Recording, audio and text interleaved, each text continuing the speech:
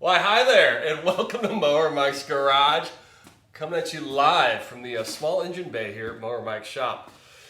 Now, what do we got here? Yes, this is the Craftsman 6.5 horsepower that my last video totally failed on getting going. Yes, my first fail in Mower Mike's Garage. But there'll be a lot more failures in the future, so strap on. So what happened? So we tried to clean out the little jet at the bottom of the carb, which a lot of that times that does work for these small Briggs and Stratton motors. But other times the gaskets, they get so old. For example, this one hadn't run in like 10 years. It just starts leaking gas and it's a mess and it won't work. So if that trick doesn't work, the next best step, or just skip that trick altogether, is to just go on the Amazon, $19 to your door. I got a whole brand new carburetor straight from China, brand new. Carburetor, comes with a new air filter, comes with a brand new spark plug too. So what we're gonna do, we're gonna strap all this on, and I'm gonna show you how to do it. It's real easy to do, it's real cheap, and this is really, if you just wanna do it right and forget all the mess, just go ahead and strap this dude on, and I bet you it'll get her started. So with that, let's go ahead and get started and sneak underneath her skirt. All right, we are on the front right of the lawnmower, or your front left, just whatever way you're looking at it. So everything we need to get to is underneath here. We've got the air filter, which covers the carburetor, and all that's gonna come off, and then we're gonna put all new stuff on there.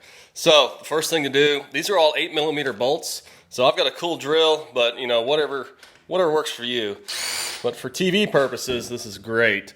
So when you pull this off, now it's always interesting pulling off an air filter cover. If a lawnmower you don't know anything about, as you can see, this guy here is shot. So good thing we got a brand new air filter. Now underneath, you're gonna see there's an 8mm there, 8mm there. So let's go ahead and crank them off. These are just tiny little bolts, so try to be somewhat sensitive with it. There we go. All right, I love working on these push mowers because they're so simple. Now you just pull that off like so, and this is your carburetor. So this is what we're gonna replace. Now, a lot of times, this sucker is full of disgusting gas that you put in there last year, full of ethanol, bugs, wasp, you know, all sorts of nastiness. So you want to get something to drain this thing. My preferred method is to grab a pot from upstairs in the kitchen, and I just slide it underneath here like so.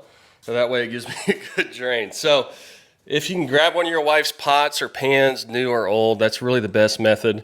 And then go ahead and slip these, I've already got the clamps pulled off, and then you go ahead and just pull it, and it's gonna drain. I suggest draining it right here. I've already drained this one, but it's gonna drip out, and just be super careful with it. All right, now to remove the carburetor, and this is officially the easiest carburetor I have ever removed in my life. So for you starting out, this is a good one. All it is 2 3/8" bolts. Undo them here. Just zip on out. Yep. Let's see if I can do it. There you go.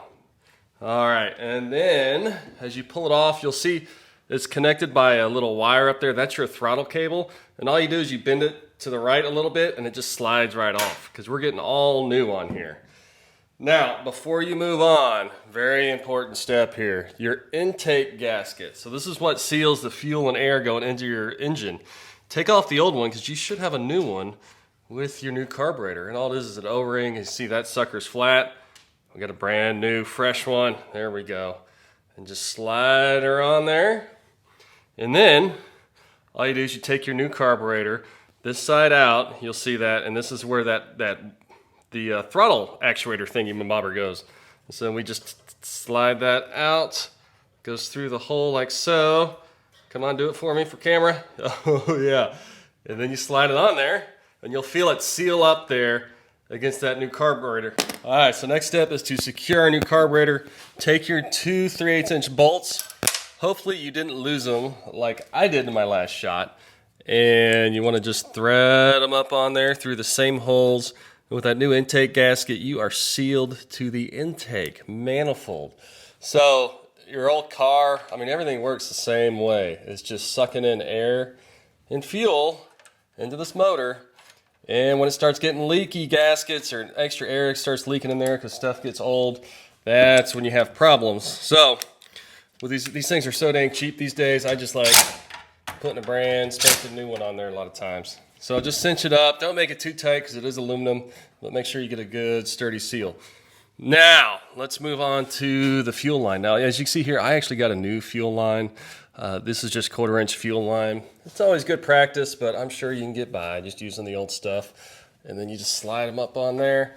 Hopefully your new fuel line is long enough. Come on.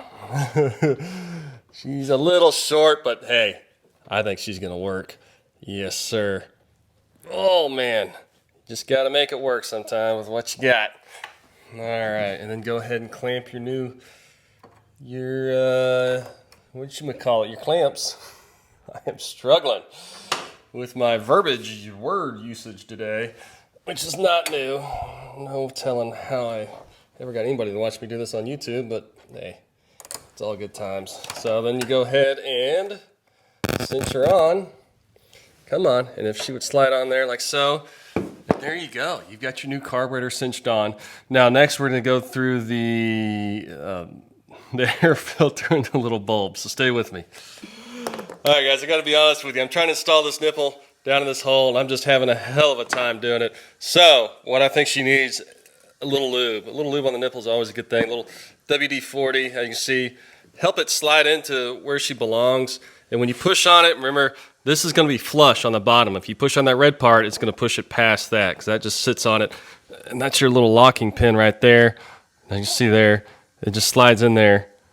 And then when you get to that point, you want to go ahead and push on it with a screwdriver until she snaps up in there. Let's see here.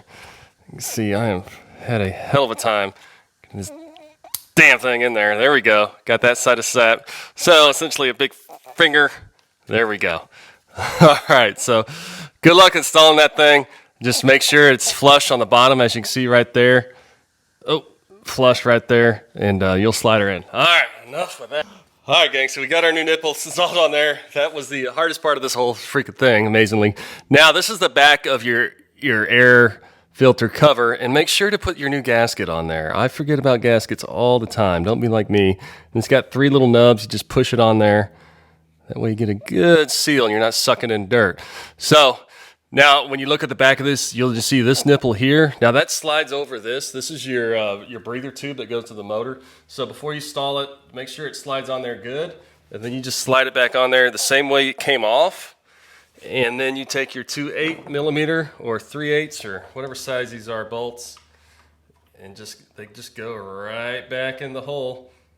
Come on. I over tightened these last time with my new fancy DeWalt tools, so they were fairly stripped. So going back in here, just be real easy. Be real easy, and whatever you do, don't do this. When you just take an impact to it, like I do. That's just bad practice, but it looks great on YouTube. All right, so now we've got our new fuel filter, new carb, brand new bright red nipple. This thing's cinched down. Gang, we're getting close. All right, so the final step, we take our new air filter and take your air filter cover. It slides into that cover at first, and then you're going to see these 3 prongs on the bottom. Slides up through there, just folds on up, baby. Just like it's supposed to fit. All right, and then you got your 1 bolt. Make sure that slides on top of there. All right, again, tighten that sucker down. Dang, and that's it. All right, so we've got the new air filter. We got the new carburetor, new fuel line, new bulb right there. This is also a good time to put a new spark plug in there. You can see I pulled the old one off. So we'll try this new Chinese one. I'm not going to go through it with you, but I'm going to strap this thing on. This is what came with the kit. It's kind of a funky looking spark plug, but hopefully it works. And let's see if she starts, because I'm ready. This dang thing has been frustrating. So we've got all new stuff, so let's let it roll. Well, gang, for those of you wanting the money shot of me pulling this thing and seeing it start, it ain't gonna happen. This mower motor is shot. I think it got filled up with dirt. She's making no compression. But what I showed you is the correct way to install a new carburetor, so hopefully that gets you going. But don't worry, I am not giving up on this old Craftsman. I've got an idea in my head about putting a new motor on her, which should be a dang good time. So I hope this helped you out. If it didn't, sorry for you, but stick around for next time. Mower Mike out.